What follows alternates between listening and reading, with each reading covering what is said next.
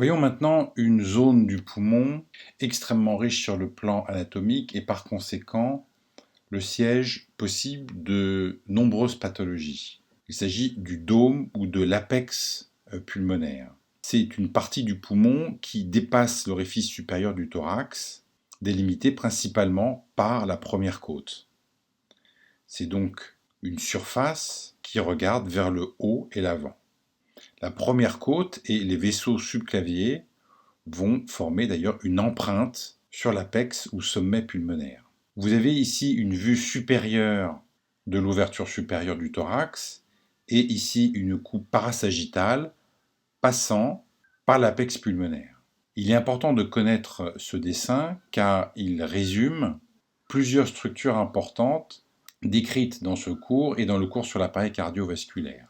On reconnaît notamment le nerf phrénique de chaque côté qui descend dans un dédoublement de la ponévrose du muscle scalène antérieur, puis va de chaque côté passer entre veine et artère subclavière pour se joindre à la région thoracique.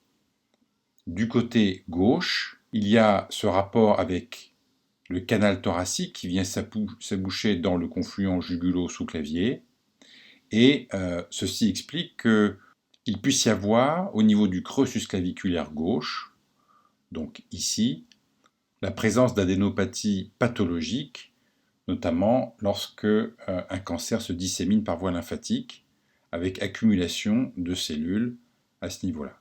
C'est donc une zone à palper lors de l'examen clinique d'un patient présentant une tumeur. Les deux nerfs vagues descendent dans le thorax, dans l'interstice, situé entre la veine jugulaire interne et l'artère carotide primitive. Du côté droit, on note que le nerf vague va donner sous l'artère subclavière droite le nerf récurrent ou récurrent laryngé qui vient rejoindre le nerf récurrent contralatéral dans l'espace situé entre la trachée et l'ésophage. Nous n'en avons pas parlé dans ce cours, mais il existe à la face postérieure et supérieure du dôme pulmonaire des éléments nerveux importants, le ganglion stellaire, qui est un élément de la chaîne sympathique latérovertébrale, et puis, plus en arrière, les derniers éléments du plexus brachial. On voit donc que lorsqu'il existe une tumeur du dôme pulmonaire, eh bien, on peut avoir d'une part une atteinte de la première côte, on peut avoir une atteinte du plexus brachial ou de la chaîne sympathique cervicale qui donne par exemple des fibres nerveuses innervant la pupille. On comprend donc qu'une tumeur présente au niveau d'un apex pulmonaire peut donner des troubles neurologiques au niveau du membre supérieur du fait d'une atteinte du plexus brachial et même une atteinte de l'innervation oculaire par atteinte de ce ganglion cervical inférieur.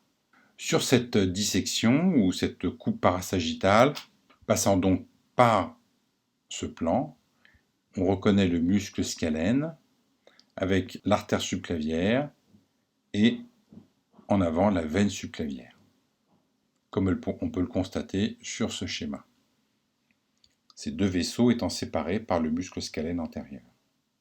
C'est donc une zone de transition extrêmement importante entre la région du thorax et la région du cou, avec un concentré de structures anatomiques essentielles pouvant être à l'origine, lorsqu'ils sont endommagés par un processus tumoral ou infectieux, d'un grand nombre de signes cliniques. C'est aussi une zone de convergence vers le membre supérieur, puisqu'on rappelle que dans le défilé costo-claviculaire passe le pédicule neurovasculaire du membre supérieur.